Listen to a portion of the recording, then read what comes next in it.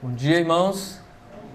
Que a graça e a paz de nosso Senhor Jesus Cristo esteja com cada um dos irmãos. Amém? Amém.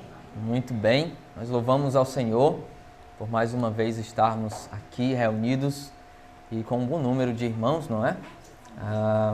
Infelizmente alguns não puderam estar, mas o Senhor sabe as razões, os motivos. Nós louvamos a Deus porque Ele nos trouxe até aqui. Abra a sua Bíblia em Colossenses, carta de Paulo aos Colossenses.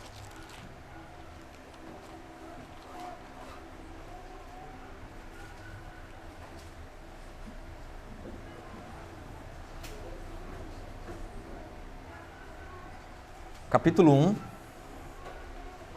Vamos ler até o versículo 8. Versículo 1 até o versículo 8.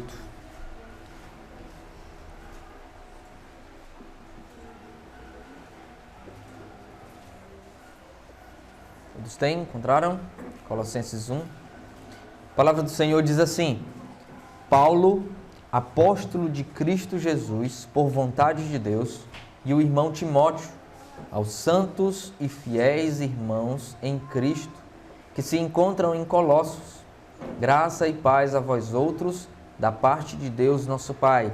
Damos sempre graças a Deus, Pai de nosso Senhor Jesus Cristo, quando oramos por vós, desde que ouvimos da vossa fé em Cristo Jesus e do amor que tendes para com todos os santos, por causa da esperança que vos está preservada nos céus, da qual antes ouvistes pela palavra da verdade do Evangelho, que chegou até vós, como também em todo o mundo está produzindo fruto e crescendo. Tal acontece entre vós, desde o dia em que ouvistes e entendestes a graça de Deus na verdade, segundo fostes instruídos por Epáfras, nosso amado conservo, e quanto a vós outros, fiel ministro de Cristo, o qual também nos relatou do vosso amor no Espírito. Vamos orar ao Senhor. Amado Deus, nós te louvamos pela tua grandeza. Muito obrigado porque o Senhor se revelou a nós. Nós te louvamos porque a tua palavra nos revelou a ti, para que pudéssemos conhecer o Senhor, para que pudéssemos entender a verdade, compreendendo a verdade, nós pudéssemos então glorificar o Senhor. Pai, nós te louvamos e te pedimos por esse momento. Fala aos nossos corações, possamos sair daqui edificados, mais parecidos com Cristo. Em nome de Jesus Cristo. Amém. Muito bem, irmãos. Nós iniciamos essa carta no domingo passado e nós fizemos um pequeno resumo, um pequeno pano de fundo ali básico para que nós pudéssemos compreender a carta aos Colossenses. Hoje nós vamos nos deter nos versículos 3 até o versículo 5. E o tema da mensagem de hoje é os elementos essenciais da vida cristã: a fé, o amor e a esperança. Domingo passado nós fizemos um pequeno pano de fundo para que nós pudéssemos compreender o todo dessa carta. Nós vimos que Paulo se preocupa com a igreja em face das ameaças doutrinárias em que ela estava sofrendo ali. A cidade de Colossos, irmãos, estava infestada por heresias destruidoras que estavam atacando diretamente a doutrina a respeito de Cristo e de sua obra redentora, as quais estava incluído nós vimos uma espécie de gnosticismo nascente e também um legalismo muito forte, ou um sincretismo, essas duas coisas juntas, né? Essas heresias, então, estavam tentando diminuir a Cristo, rebaixar ao nível de criatura. Nós vimos que o gnosticismo, ele entendia que Jesus Cristo não era Deus, mas uma emanação, um anjo como os outros anjos, né? Uma criatura de Deus. Paulo, portanto, apresenta também as suas credenciais apostólicas. Paulo apresenta as suas credenciais apostólicas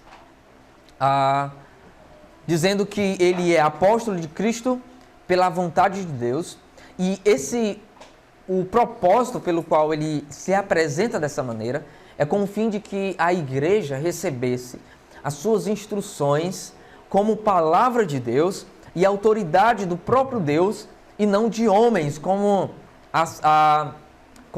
os falsos mestres estavam trazendo, mas como as palavras de Cristo e não as filosofias e vãs sutilezas. Mas a palavra do apóstolo Paulo aqui deveria ser recebida com a autoridade do próprio Deus, como a palavra do próprio Deus. Paulo, então, irmãos, os lembra ao mencionar também as credenciais da igreja, no versículo 2, que a igreja é santa e ela é fiel. Então, apesar dos ataques, apesar das doutrinas falsas ameaçando a igreja de Cristo, ela é santa e ela é fiel, ela é leal a Cristo e não se deixará levar por falsas heresias, por falsos ensinos. Por mais que ela sofresse ataques assim, ela não seria atingida de modo a perder a esperança em Cristo. Paulo, então, agora parte para a sua ação de graça, como é costume dele em muitas cartas dele.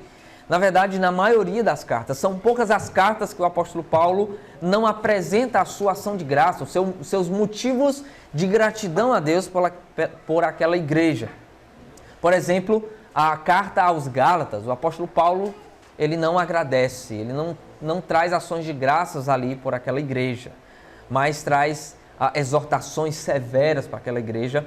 No capítulo 2 Coríntios também, o apóstolo Paulo não traz ação de graças, mas na maior parte das suas cartas, ele traz essa ação de graça, que são motivos de gratidão a Deus pela vida daqueles para quem ele escreve.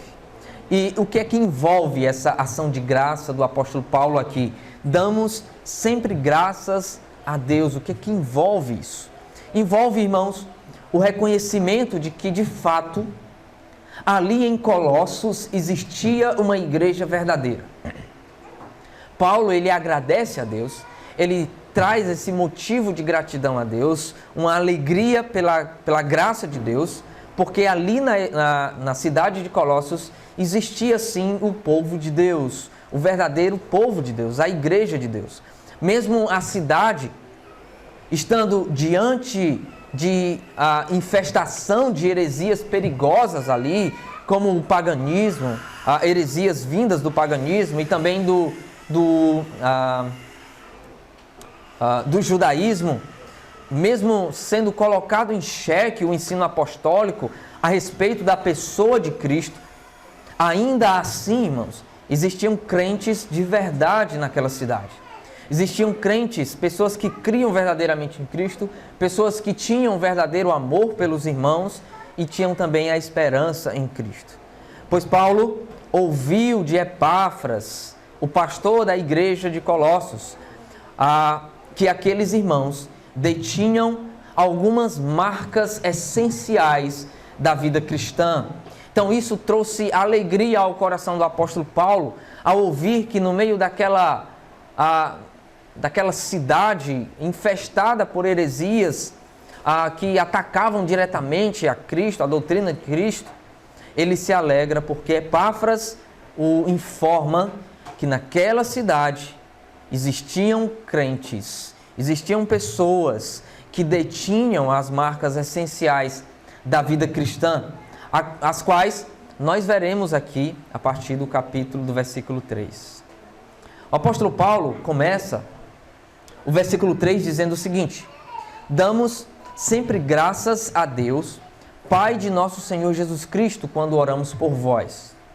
Irmãos, o que leva Paulo a agradecer é o reconhecimento pela graça de Deus derramada em favor do seu povo.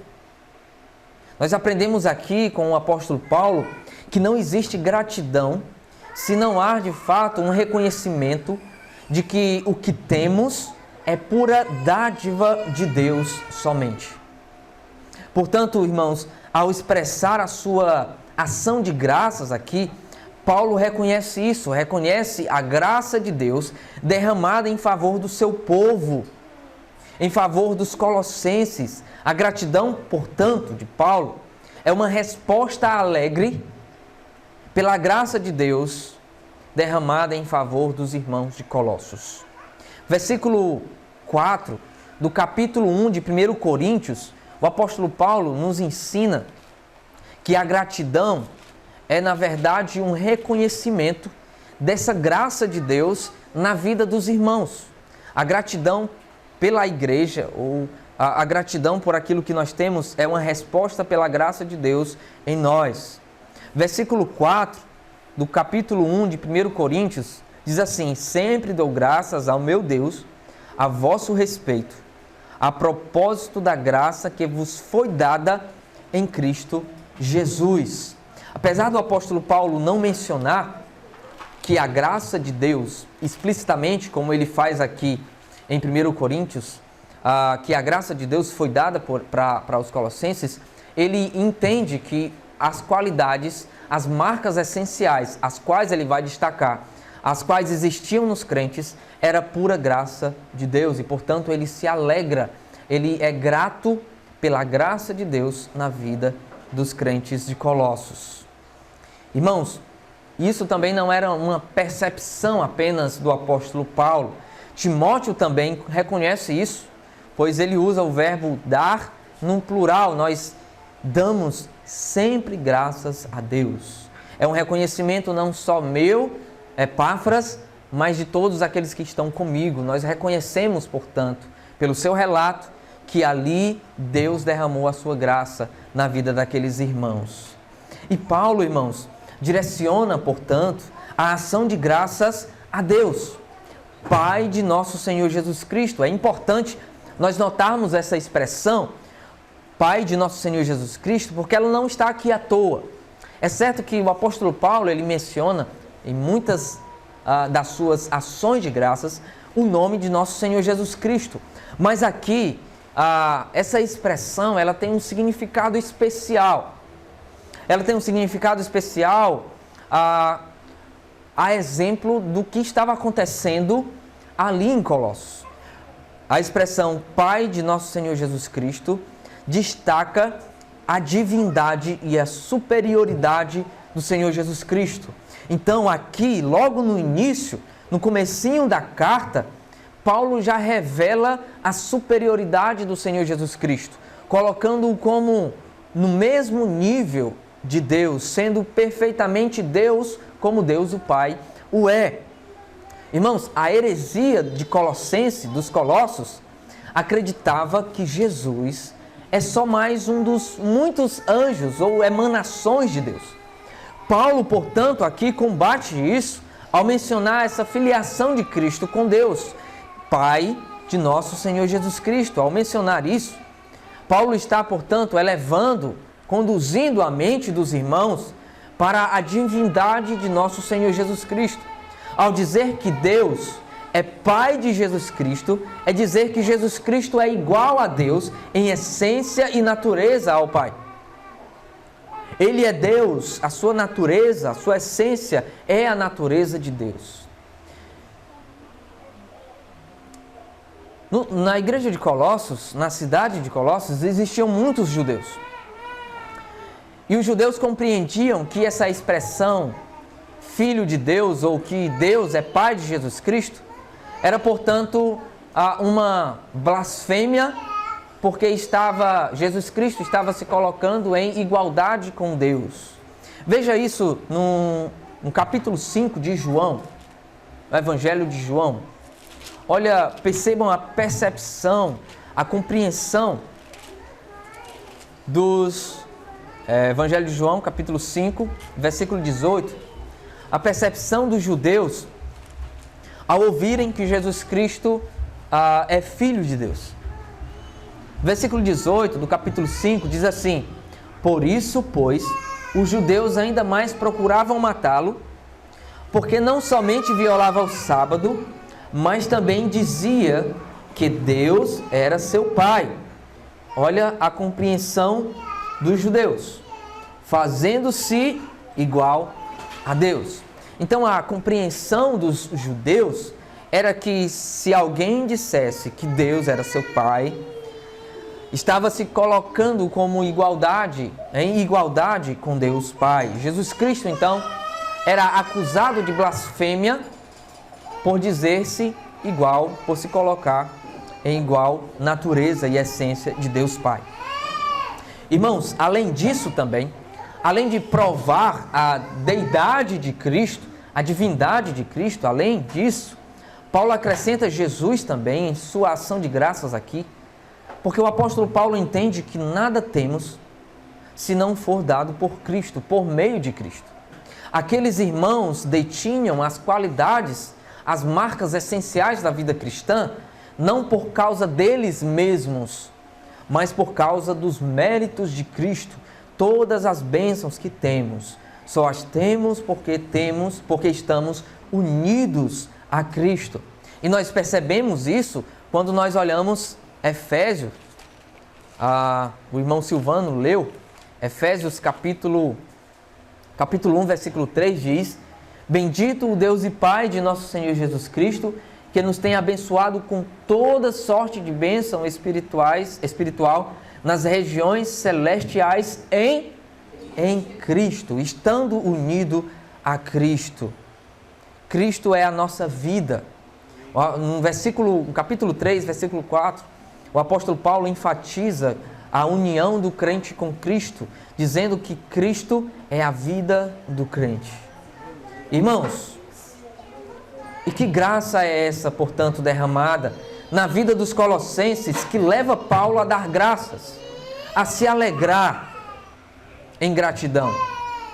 É, portanto, a fé dos colossenses, o amor que eles tinham uns pelos outros e a esperança que eles tinham. É a tríade da vida cristã. Paulo sempre menciona esses elementos juntos. A fé, o amor, a esperança, não nessa sequência. Às vezes ele deixa de mencionar um, mas menciona dois, por exemplo. Mas Paulo sempre coloca juntos as qualidades, a tríade da vida cristã. Paulo menciona esses elementos juntos, por exemplo, em 1 Coríntios, capítulo 13, versículo 13, quando diz: Agora, pois, permanecem a fé, a esperança e o amor.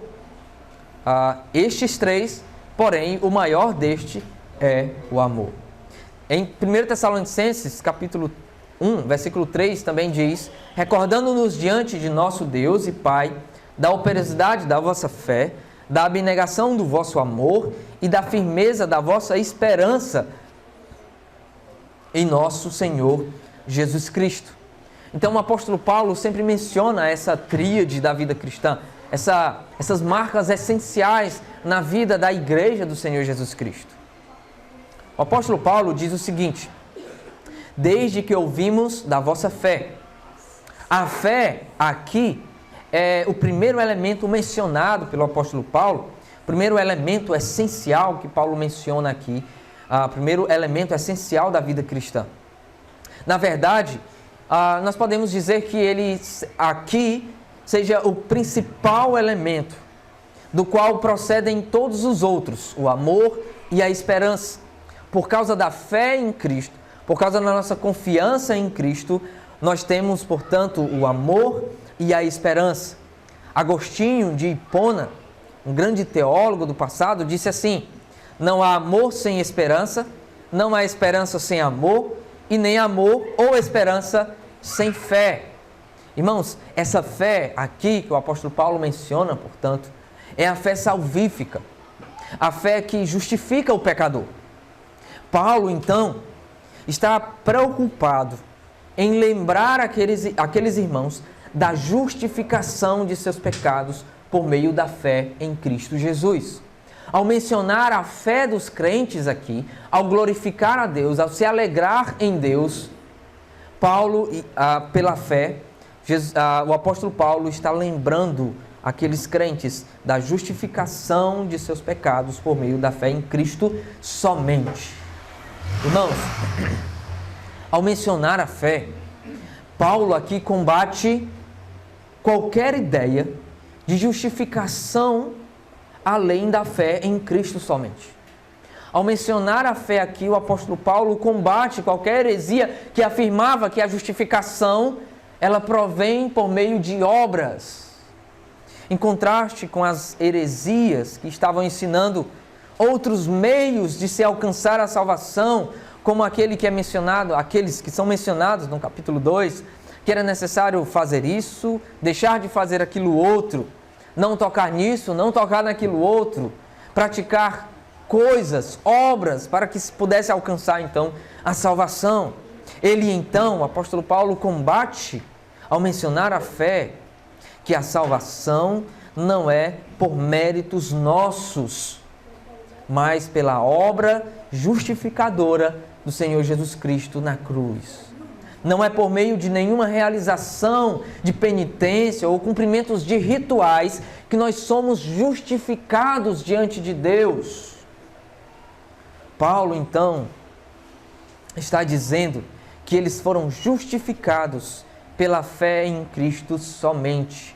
Foi essa fé em Cristo que os perdoou e os tornou justificados. E nada mais além disso, somente a fé em Cristo.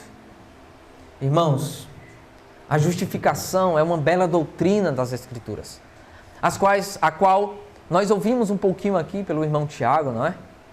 O apóstolo Paulo discorre com mais detalhes na sua carta aos Romanos, mas a justificação em termos simples, é a aplicação ou a imputação da justiça de Cristo em nós.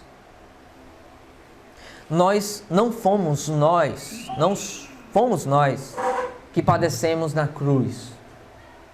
Não fomos nós que sofremos a ira de Deus pelos nossos pecados. Mas ao crermos em Cristo, a nossa culpa cai sobre Cristo. E a justiça de Cristo perfeita é aplicada em nós, de modo que nós estamos diante de Deus, ao crermos em Cristo, sem culpa no cartório. Né? Porque nós cremos que Cristo pagou a minha dívida com Deus. A justificação é, portanto, isso. O nosso perdão da culpa do pecado. Isso é a justificação pela fé. Os irmãos de Colossos não podiam deixar essa verdade morrer. Os irmãos de Colossos não poderiam abandonar essa verdade de maneira alguma. Eles não podiam deixar com que essa doutrina fosse minada por meio de falsos ensinos. Irmãos, uma compreensão errada a respeito da fé em Cristo somente, uma compreensão errada na igreja por meio da fé em Cristo, a respeito da fé em Cristo somente, gera um monte de gente enganada, buscando salvação por meio de méritos próprios, achando que podem alcançar de alguma maneira o favor de Cristo por meio daquilo que fazem para Deus. A negação da doutrina da fé em Cristo somente tornam pessoas enganadas na igreja. Pessoas que acham que podem fazer algo para que possam alcançar méritos diante de Deus. E aí estamos cheios de pessoas em muitas igrejas enganadas, fazendo por onde alcançar a salvação, subindo em montes de areia, né? Pagando penitências para que possam ser salvas. Irmãos, o apóstolo Paulo nos lembra em Romanos capítulo 5, versículo 1, que a justificação é somente por meio da fé em Cristo. Justificados, pois, mediante a fé, temos paz com Deus, por meio de nosso Senhor Jesus Cristo. Ele ainda afirma com respeito a Abraão, no capítulo 4, versículos 5 e 6 de Romanos, ele diz o seguinte, Romanos 4, 5 e 6 diz assim: ora, ao que trabalha o salário não é considerado como favor, e sim como dívida. Mas ao que não trabalha, porém crê naquele que justifica o ímpio, a sua fé lhe é atribuída como justiça. Concluímos, pois, irmãos, que o homem é justificado pela fé, independentemente das obras. Romanos 3, 28. Irmãos, o motivo da ação de graças do apóstolo Paulo consiste, portanto, em Paulo saber que naquela igreja, rodeada de falsos ensinos, ainda existiam pessoas que criam apenas em Cristo e que não estavam preocupados em cumprir regras e que entendiam que os seus méritos nada podia fazer para se alcançar a graça, mas criam apenas, somente na obra salvadora do Senhor Jesus Cristo na cruz. A morte de Cristo, a fé na morte de Cristo é suficiente para nos perdoar os pecados. Não precisamos de mais nada além disso. Tudo mais além disso é heresia, é mentira, não provém da verdade. Irmãos, a verdade bíblica afirma que Cristo é o nosso único mediador entre os homens e Deus. E que a sua obra redentora é suficiente para reconciliar pecadores com Deus, por meio do seu sacrifício substitutivo. Lá em Atos capítulo 4, versículo 12, diz assim: e não há salvação em nenhum outro, porque debaixo do céu não existe nenhum outro nome dado entre os homens, pelo qual importa que nós sejamos salvos. Cristo é o nosso elo entre nós e Deus. O pecador, irmão, só pode ser salvo pelos méritos de Cristo, não pelos seus próprios. Somente por meio da justiça perfeita do Filho de Deus, o homem é perfeitamente justificado. Somente por meio da obra justificadora de Cristo, o homem perfeito, o perfeito Deus, o homem alcança a salvação. Nós não precisamos de mais nada. Se você tem buscado alcançar algum favor de Deus por meio de obras suas, se você acha que você pode alcançar a salvação porque você está vindo para os cultos,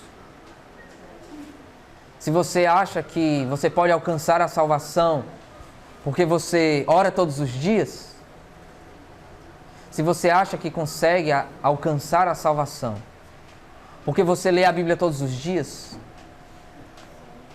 isso é obra. Você precisa crer em Cristo somente. Essas outras coisas são consequências da sua fé em Cristo. Amém? Que nós sejamos achados diante de Deus, justificados. Que o nosso coração, que a nossa oração seja como a oração do apóstolo Paulo em Filipenses capítulo 3. Capítulo 3, versículo 8 e 9, diz assim: sim, deveras considero tudo como perda. Filipenses 3, 8. Sim, deveras considero tudo como perda por causa da sublimidade do conhecimento de Cristo, meu Senhor, por amor do qual perdi todas as coisas e as considero como refúgio para ganhar a Cristo e ser achado nele, não tendo justiça própria que procede de lei, senão a que é mediante a fé em Cristo, a justiça que procede de Deus, baseada na fé e não por meio dos nossos méritos. Que nós sejamos achados, revestidos da justiça de Cristo. Que Deus olhe para você e veja a justiça de Cristo, e não seus méritos, e não a sua justiça. Se Ele olhar para você e ver a sua justiça, Ele vai vomitar, porque as nossas justiças são como trapos de imundície. Não é por meios de méritos nossos, mas somente por meio da graça. O apóstolo Paulo, então, agradece a Deus, louva a Deus por essa fé encontrada naquela pequena igreja, a qual ele nem viu pessoalmente, muitos irmãos ali, conhecia poucos ali, como Filemon, Onésimo, Epáfras, alguns outros, mas naquela igreja existia aqueles que criam verdadeiramente em Cristo. O segundo elemento da fé cristã essencial que o apóstolo Paulo menciona aqui é o amor. Ele continua no versículo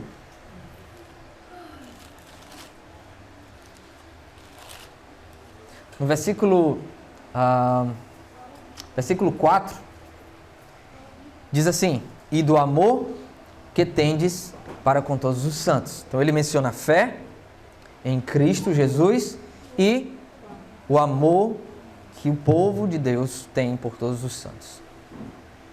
Paulo menciona aqui o motivo de gratidão a Deus também, que é o amor.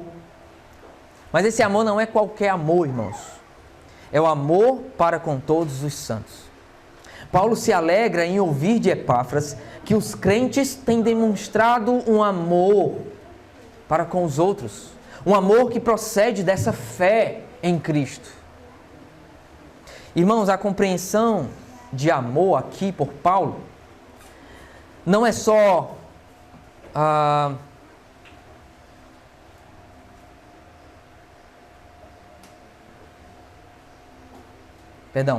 compreensão de amor aqui por Paulo não é um mero sentimentalismo. A compreensão de amor aqui por Paulo não envolve apenas as emoções, não. Esse amor aqui é o amor fraterno, que envolve ação, que envolve atitudes concretas por parte daquele que diz amar. Então, o amor aqui não é o sentimentalismo, não é você dizer eu te amo, mas é você demonstrar isso em ações concretas. E um exemplo desse amor que o apóstolo Paulo menciona aqui, o qual estava presente na vida dos crentes, nós podemos encontrar um exemplo na vida de Filemon. Filemon era alguém que demonstrava esse amor.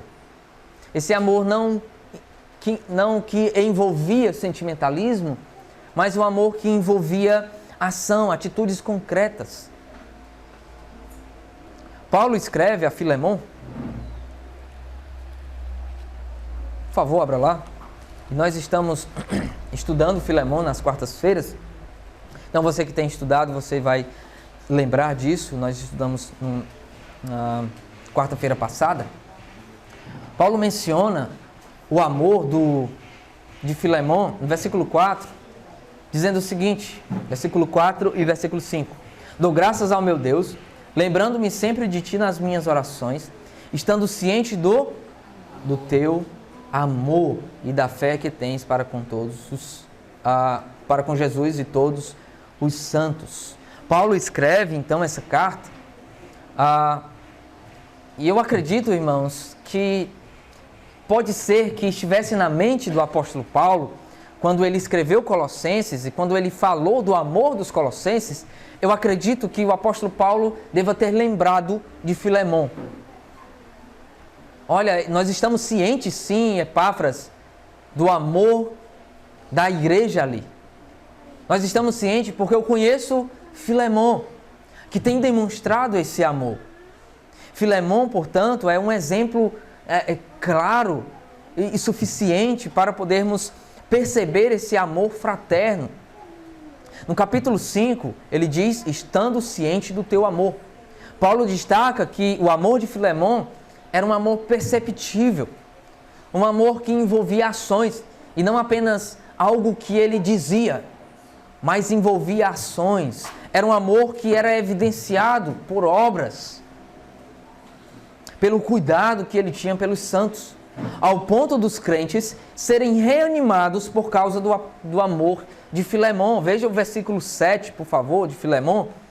Olha até onde chega o amor de Filemon.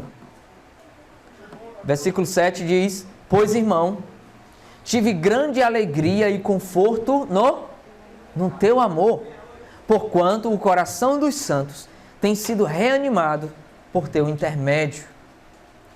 tem sido reanimado por teu intermédio. Esse é o tipo de amor que Paulo destaca aqui em Colossenses. Esse é o tipo de amor, é a virtude essencial da vida cristã, a qual era evidente na vida dos crentes colossos. Paulo destaca, portanto, que o amor não é apenas um sentimento, mas uma atitude que se manifesta em ações. O amor implica em se dedicar, portanto, ao serviço aos outros. O amor fraterno envolve o dedicar-se em servir aos outros, ao ponto de reanimarmos, por causa do nosso amor, os nossos irmãos em Cristo. O amor fraterno também envolve perdão, envolve busca pela paz, em acudir os necessitados, em buscar a unidade e a paz entre os irmãos. O amor fraterno, o amor que Paulo menciona aqui, é esse amor. Para Paulo, portanto, o amor era a virtude essencial para a vida cristã. O amor deveria envolver todas as outras virtudes existentes na vida do crente. O amor deve estar embutido em cada uma das virtudes que o crente evidencia. Por exemplo, olha o que o apóstolo Paulo fala no capítulo 3 de Colossenses mesmo. Capítulo 3 de Colossenses.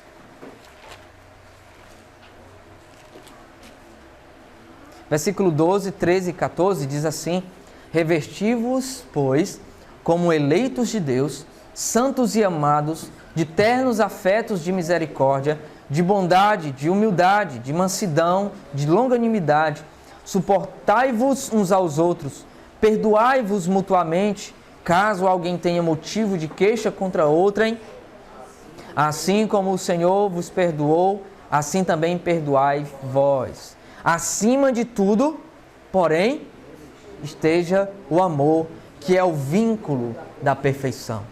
Então o apóstolo Paulo nos lembra aqui que esse amor deve envolver todas essas virtudes, todas as virtudes da vida cristã, a misericórdia, a bondade, a humildade, a mansidão, a longanimidade e tudo mais na vida do crente. Irmãos, esse valor elevado que Paulo dá ao amor é percebido também em 1 Coríntios, capítulo 13, né? O famoso capítulo do amor. É também mencionado, é evidenciado também no fruto do Espírito, quando Paulo menciona, encabeça ali as outras virtudes com o amor, falando que o amor deve estar em primeiro lugar.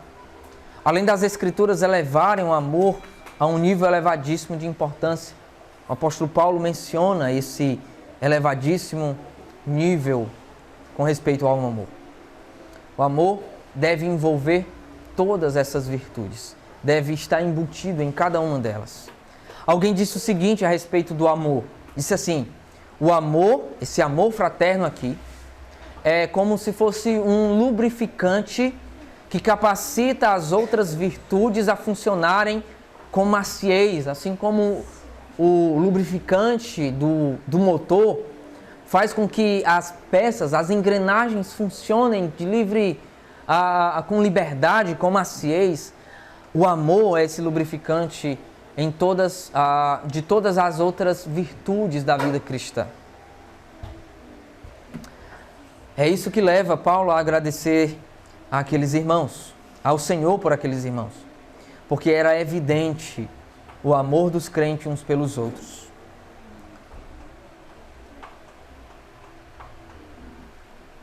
Por que os cristãos, por que os colossenses deveriam entender a respeito do amor? Ou o que o amor, de alguma maneira, combatia os falsos mestres? Irmãos, os falsos mestres acreditavam que o conhecimento, esse gnosticismo nascente, acreditava que o conhecimento de Deus era algo somente para umas poucas pessoas, somente para os experimentados, de modo que somente os mais espirituais, os mais santos, poderiam deter o conhecimento, a gnosis secreta, os mistérios espirituais de Deus. E esse entendimento, portanto, gerava orgulho nessas pessoas, de maneira que elas passavam a desprezar aquelas que não detinham esse nível elevado de conhecimento. Aqueles irmãos poderiam estar preocupados: como é que pode? Como é que eu vou alcançar esse conhecimento tão elevado? O apóstolo Paulo destaca: irmãos, vocês já têm esse conhecimento, porque vocês amam fraternalmente uns aos outros. Esse conhecimento não é apenas daqueles experimentados, mas vocês o detêm, porque vocês têm fé em Cristo e vocês têm amor fraterno uns pelos outros. Paulo, então, ao reconhecer que os crentes tinham esse amor fraterno, ele os encoraja a lutar e a manter essa virtude acesa. Ao mencionar isso, o apóstolo Paulo está dizendo: irmãos, não deixem que o amor de vocês esfrie. Lutem cada dia mais. Que o amor de vocês possa ser como o amor de Epáfras, que faz com que os outros fiquem reanimados por causa da vida de vocês. Irmãos, para terminar, Paulo menciona a última virtude da tríade dos elementos essenciais ou das virtudes essenciais da vida cristã, que é a esperança. Versículo 5 diz: por causa da esperança que vos está preservada nos céus. Irmãos, a esperança é a nossa confiança, é a nossa expectativa e aguardo confiante em Deus e em suas promessas. É esperar, é confiar na expectativa de que Deus cumprirá suas promessas. A esperança não é uma mera ilusão, uma expectativa hipotética de que algo pode acontecer ou não, ou de um desejo meu, um desejo vazio. Mas a esperança é uma convicção segura e confiante de que Deus cumpre suas promessas e que Ele é fiel em suas palavras. Irmãos, ao crermos em Cristo, coisas nos foram prometidas pelo Senhor. Promessas nos foram prometidas. A esperança cristã, portanto, é o motor que impulsiona. Se o amor é o óleo, a esperança é o motor que impulsiona a nossa vida cristã a prosseguirmos na vida, a prosseguirmos firmes na fé. A esperança em Cristo, a esperança da ressurreição em Cristo, elemento esse, tema esse da ressurreição que o apóstolo Paulo vai discorrer aqui. Nós temos a esperança da segunda vinda do Senhor Jesus Cristo. Nós temos a esperança de um corpo glorificado, longe do pecado. Nossa esperança de habitarmos com o Senhor para sempre, na eternidade. É isso que nos aguarda. E é isso que nos motiva a continuarmos a viver a vida cristã. Porém, irmãos, a esperança não fica num campo do futuro. Mas essa esperança, e claro que essa esperança chegará ao ápice na eternidade. No entanto, nós já experimentamos nuances do que está aguardado para nós nos céus. Nós já experimentamos, de alguma maneira, a realidade dessa esperança.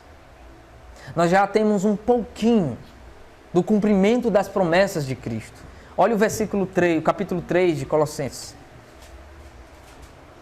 A partir do versículo 1 diz assim: portanto, se fostes ressuscitados juntamente com Cristo, buscais as coisas do alto, onde Cristo vive, assentado à direita de Deus. Pensai nas coisas do alto, não nas que são aqui da terra, porque morrestes e a vossa vida está oculta juntamente com Cristo em Deus. Quando Cristo, que é a nossa vida, se manifestar, então vós também sereis manifestados com Ele em glória. No entanto, nós já experimentamos uma parcela dessa esperança. É a nossa ressurreição espiritual, é a nossa nova vida em Cristo, que temos em Cristo. O fato, irmãos, de essa esperança estar preservada no céu, no mundo celestial, em Deus, somente pretende nos deixar mais seguros de que essa esperança, ela não se acaba. Essa esperança, ela será a última que vai morrer de fato. O que traz esperança para você? Qual é a sua expectativa de vida? Em que você espera? Você espera pelos políticos? Você espera pelas promessas dos políticos? Ou você vive no mundo com pensamentos positivos? Isso não é esperança. Nós podemos confiar, irmãos, na verdade da esperança. Porque a esperança, ela nos foi dada por meio do Evangelho, da verdade do Evangelho. Veja a continuação do versículo 5. Da qual, esperança essa, da qual antes ouvistes pela palavra da verdade do Evangelho. Nós podemos confiar na verdade do Evangelho, irmãos, pois ele é a verdade de Deus.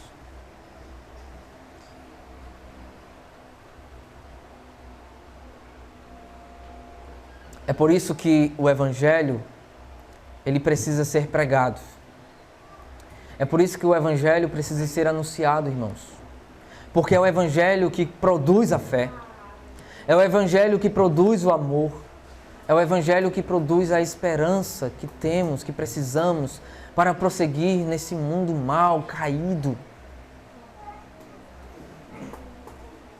E não nos apegarmos a filosofias humanas, a pensamentos humanos e tradições vazias, mas confiar inteiramente e plenamente na verdade do Evangelho. Essa verdade que produziu fé em nós. A verdade do Evangelho. Essa verdade que produziu amor em nós. A verdade do Evangelho. A verdade que produziu esperança em nós. A verdade do Evangelho. O Evangelho é a preciosidade para o mundo. Para esse mundo sem esperança, para esse mundo caído em problemas psicológicos, em problemas emocionais, o Evangelho é a esperança para esses. E nós precisamos pregar, não nos calar. Anunciemos, portanto, o Evangelho da verdade. Não há fé, não há amor e não há esperança sem a verdade do Evangelho. Enquanto o mundo diz que não há verdade absoluta, nós cremos que sim, existe a verdade do Evangelho. A verdade do Evangelho. E nós convidamos você a crer na verdade do Evangelho. Nós convidamos você a raciocinar na verdade do Evangelho.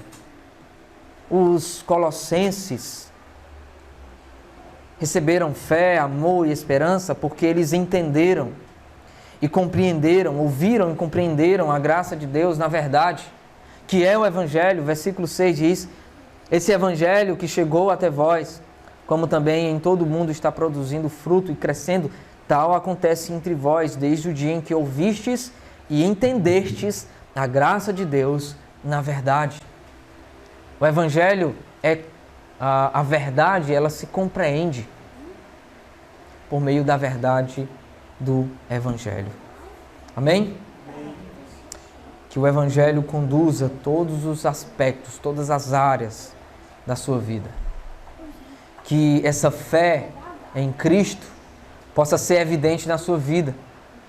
Que esse amor possa ser evidente na vida da nossa congregação. E que essa esperança nos conduza a vivermos em paz, a vivermos em santidade diante de Deus e dos homens. Amém? Vamos orar. Muito obrigado, Senhor, pela Tua palavra, pelo Evangelho da verdade. Muito obrigado porque nós o ouvimos. Muito obrigado porque nós compreendemos. O Senhor abriu o nosso coração, abriu o nosso entendimento para que pudéssemos compreender a verdade. Nós te louvamos por isso. Estávamos mortos, Senhor. Nós não podíamos ouvir, mas o Senhor nos deu vida. O Senhor nos fez compreender a verdade do Evangelho. E muito obrigado, Pai. Fortalece a nossa fé em Ti cada vez mais. Fortalece o nosso amor uns para com os outros, de maneira a evidenciarmos isso no serviço uns aos outros, no estímulo, na reanimação uns dos outros. Pai, também, que a nossa esperança em Ti seja evidenciada, de modo a vivermos em paz, tranquilos, esperando inteiramente o Senhor Jesus Cristo. É no nome do Senhor Jesus Cristo, a quem amamos, que nós pedimos e agradecemos. Amém. Amém.